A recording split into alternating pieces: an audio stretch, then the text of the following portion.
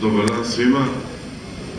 Neću dugo da vas gnjavim nikakvim govorima, samo da vas pozdravim, da vam čestitam novogodišnje praznike i da vam kažem da je ovo prvi put da sva deca uzrasta do 7 godina, znači koja nisu pošla u školu, dobiju poklone od lokalne samouprave.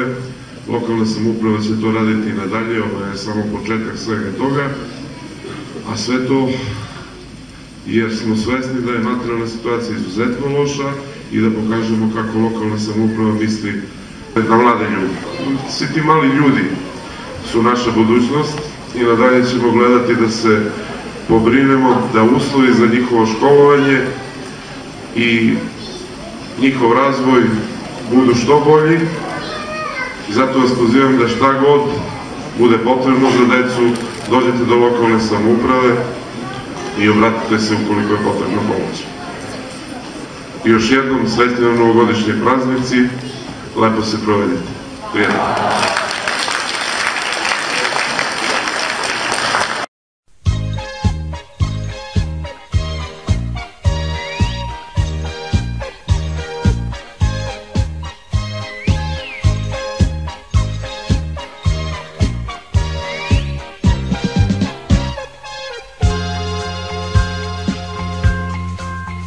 Preko brda, preko brega, ide belo snega, jure neki čudne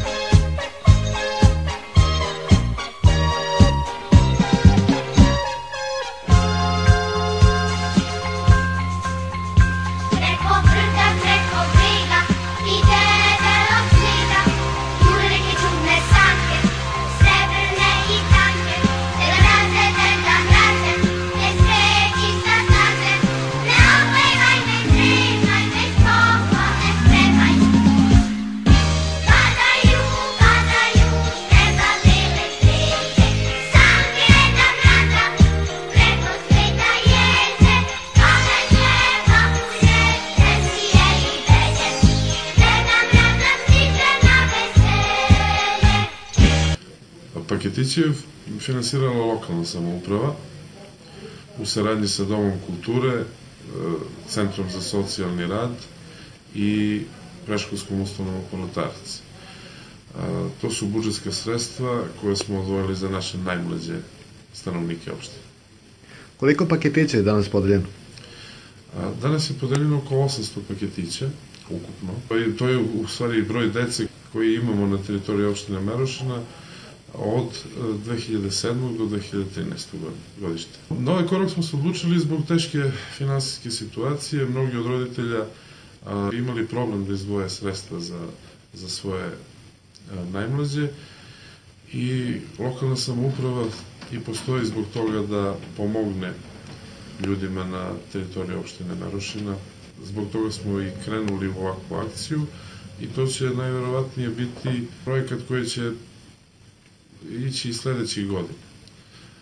Moramo da obratimo pažnju na te mlade ljude, to je budućnost i naša i opštine Merošina, to su naši novi poljoprivrednici, inženjeri, doktori i političari koji će u budućnosti rukovoditi opštinom Merošina.